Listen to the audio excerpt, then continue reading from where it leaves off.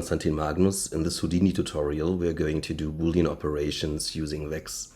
As you can see, we're combining two functions named winding number and xyzdist. What we'll have in the end is a little tool that does all sorts of Boolean operations. The pieces do not connect, but other than that, it has an identical feature set to what you would expect from a Boolean operator.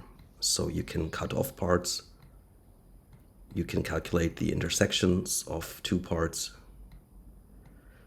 you can union them, so you would remove the inner intersecting parts, and you can do all sorts of subtractions. It works based off a signed distance field, as you can see here, and feel free to download the tool from my Procision website. But we'll just work on the bare minimum from scratch just to get the same effect. So let's start in a new document and create a box. I'll subdivide the box 4 times into a sphere and subdivide the box again using the bilinear mode, so we have a more refined box. With an attribute wrangle running over points, we are going to calculate a signed distance.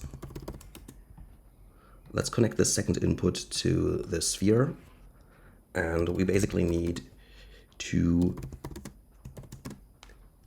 variables: the distance obtained from xyzdist to the second input, and the winding number, which uses the winding number function. There's also a 2D version of it, but we're going to pick the 3D one.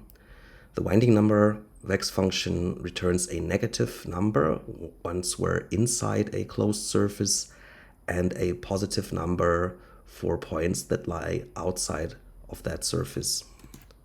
So similarly to the xyzdist function, you would refer to the other input based on our current point position, and it's also asking for a accuracy. So this would be our first parameter. That way we can make the winding number calculation more precise. The documentation says it's starting to work at around 2, but we can also go up to 4 or more. The signed distance would then be just a multiplication of the distance multiplied by the winding number.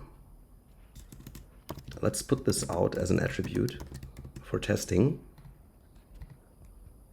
And we should also make sure that both objects overlap. So if this is our box, we should make this sphere go up and to the side a bit. By 0.5, it would then intersect like this. I would also like to shrink it down a bit.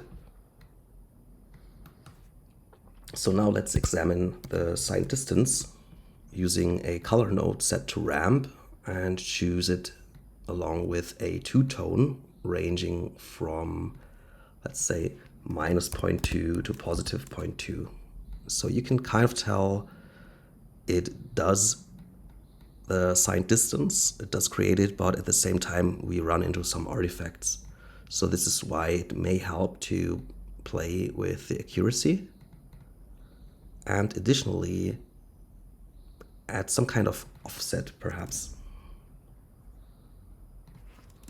So that would be another scalar value called offset.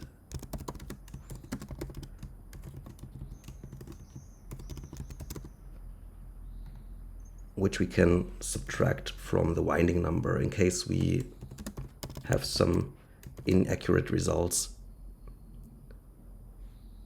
I also use the negative distance to flip it around, and then append a clip node, which will work on the signed distance. Now you can see we do have some banding artifacts. So let's add some offset. And all of a sudden it gets quite precise at 0.5. So now you can subtract closed surfaces from each other.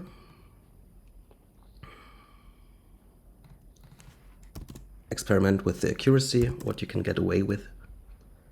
And this is how you can now create all sorts of Boolean operations, switch the clip node to below the plane to keep the inside part, apply the same to the other side. So you would then change the inputs, switch them, and that way you can cut off from the sphere, for example. And if you care about this effect, you could also build a little tool around it, which basically manages all the inputs beforehand. It's like this is the same VEX function. And then you would filter out what you would like to keep and what you would like to get rid of. So that way you have a fully functional Boolean tool using shader A, B, subtracting, or just keeping the seams. What it does not do is connect these parts. So if you activate the 3D boundaries, you will see that these parts are not fused together, but this may actually be what you like. Thank you for watching.